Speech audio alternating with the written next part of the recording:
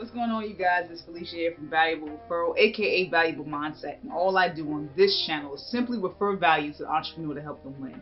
And today we're going to be talking about how hard should you work. Everybody's talking about grinding, no sleep, and what are you doing this for? Like, how hard should you really work towards your goal? Check this out.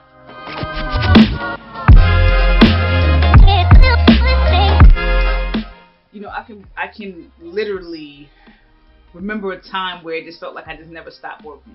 I mean, I did over 10 years in a correctional facility, 16-hour days, time off, but then going right back to the grind of 16-hour days on a daily basis, at least 3 to 4 days out the week. I mean, I was actually almost punching in a little bit over. I was actually doing over 40 hours if I had a 3 to 4 day stretch, just doing 16-hour days, and it was just insane. And I was just working. And even before I even got that job, I mean, I held down when we hit the last recession. I believe was in 2008-9, and even then, because I had security in my background, I held 2 jobs. I was a bouncer. I delivered newspapers. I mean, I was working like this since when I was actually legally allowed to work. And what is it all for? I'm pretty sure that you're saying the same thing yourself. What is it all for? What am I working towards? And the truth is, I can't answer that for you. Everybody have their unique goal. Everybody have their own way of how it is that they actually visualize in their mind how to go forward. But I always consider myself a hard worker. And actually, in a sense, nobody can actually dispute that, because it's just the record is there. I mean, I was working like a mad person, but I was also missing out on a lot of stuff. I missed out a lot of birthdays, a lot of just celebrations, going out. And I know sometimes that can be avoided, because sometimes people do it so often that you can miss 1 or 2, doing what you have to do. But I miss, just weddings and things that's kind of, irreplaceable in the sense of that moment.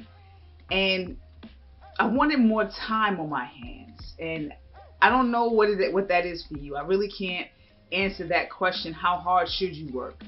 But you want to be a person that is known to be a hard worker, but you also want to be a person, especially as you get older and the body starts to change. Even if you're eating healthy, the body's still going to change, guys. You want to be a person that's going to be looked at as somebody who works smart. I wanted to move from the employee to the employer. And it's hard work doing that. The transition, the information you have to know, the constant study and the constant tweaking and testing, and I get it. And you'll still be a hard worker, but in hindsight, you're working smarter. So you're not putting all of that energy into standing in that one spot or driving on that road. You're actually employing others. And that's just something that I personally wanted to do for myself, and actually be a person that actually is I wanted to look at myself as somebody that in the small pool of whatever time frame I have on this earth, to help people build the community up, is what I'm trying to say. Build it up to where, people can say, hey, I was down and this person gave me an opportunity, gave me a shot, they gave me a job, or whatever the case is. And this particular neighborhood was bad and now it's revitalized, and there's stores that we can get healthy food and groceries. I want to be that person to be known as that. And for you, it could be something different, but you always want to be a person to work smarter. And money isn't everything, but money is a lot. And I understand that money can't buy happiness, but I'm going to actually read you something.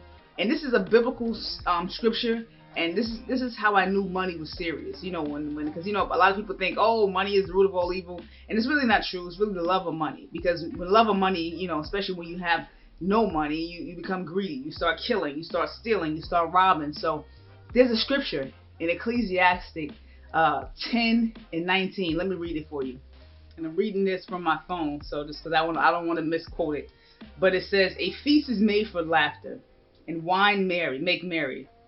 But money answereth all things.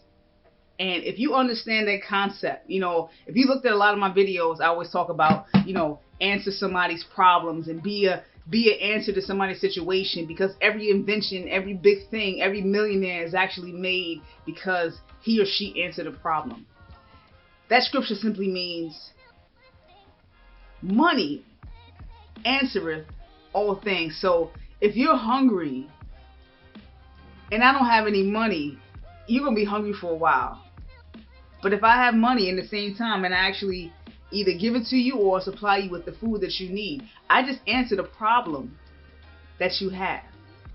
If you have no shelter, no house, you basically are homeless, and I have money to revitalize the community, I'm an answer to your problem.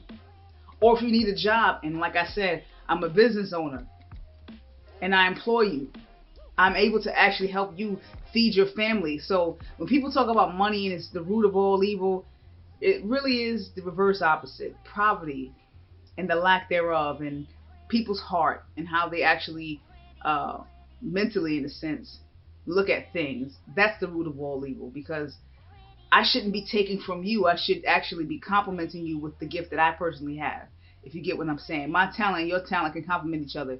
You might be good at real estate. I might be good at the internet. Let's mix it. Let's because you're only, you know, we're like 3D together. You know, you're one dimensional if you just going around in the local neighborhood buying a property. But if I can actually help you expand your empire, you know, I just solved the problem that you might have had in a sense of your reach. So money is important, and when you ask that question, how hard should you work? You should work until you actually can free up your time. Work in an area where you can actually say, okay, I don't physically have to work. I don't have to go outside as much, or I don't have to put that many hours in, but I'm doing more production. There's a difference between being busy and productive. Busy is just, you're just doing stuff just to, maybe something just to get off your mind. You know, maybe you're having a hard time with a breakup and you're just doing stuff just to get it off your mind, or just busybodies and really no good. But if you're doing stuff and you're being productive, it's like a treadmill mentality versus somebody's running a marathon. They're actually moving, they're going somewhere, versus a treadmill. You know, you're sweating too, but you're not going anywhere. You're just staying still in just one place. So answer that question. To answer your question, how hard should you work? You should work until you can actually provide for others and be an answer to someone else. And that will also free up your time to spend it with people that you love the most.